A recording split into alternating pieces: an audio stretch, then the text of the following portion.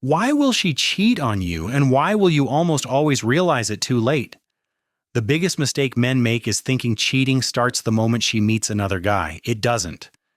By that point, something between you has already been over for a long time. And the uncomfortable truth?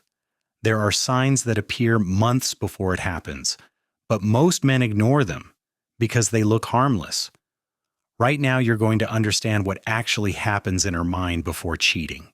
And it's not what movies show you. The first thing that dies in a relationship isn't sex, it's the desire to share. When a woman stops telling you about her day, it's not because nothing happened, it's because she no longer feels like her inner world matters to you. At first she talks, then she explains, then she gets frustrated that she's not being heard, and then she goes quiet. And this is where many men make a fatal mistake. They think, finally, no more drama.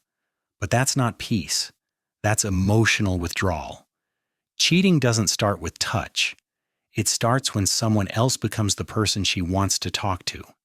The second shift is this: she stops feeling like a woman around you. In the beginning, you noticed her, looked at her differently, reacted, wanted her. Over time, things become stable, routine, predictable. The man stays logical, the woman stays emotional, and if she doesn't feel desired for months, her psychology starts searching for proof that she's still attractive. This isn't a conscious decision, it's self-worth regulation. And here's where the most dangerous man appears. Not the most handsome, not the richest, but the most attentive. He looks, he listens, he responds. And in her brain, a forgotten feeling switches back on. I'm seen. The third factor nobody talks about: unspoken resentment. Every time she was hurt and heard, "You're overreacting," something closed inside her.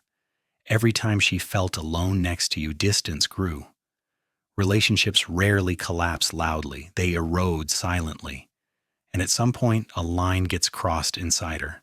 I don't feel warmth here anymore. At that stage, cheating doesn't feel like betrayal in her mind. It feels like escape from emotional emptiness. The fourth part is uncomfortable. Sometimes it's not about you at all. She might be going through a personal identity crisis, age, self-esteem, fear of fading youth, feeling like life is slipping away. Attention from someone new becomes proof. I'm still desirable. I'm still alive. I still matter. This isn't about love. It's about filling an internal void, but the outcome is the same. Now here's what's critical to understand. Women rarely leave suddenly. They leave emotionally first. When she stops arguing, it doesn't always mean things are better. When she becomes calm, it's not always maturity.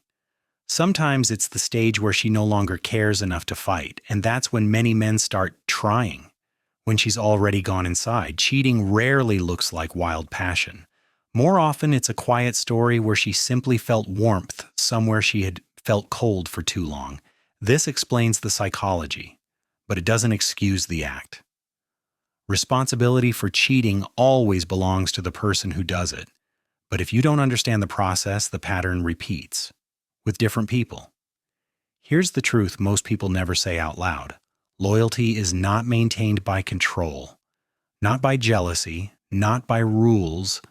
It's maintained by three things: emotional connection, a sense of being valued, feeling seen and heard. When those disappear, someone else eventually provides them. And cheating begins long before you ever find out.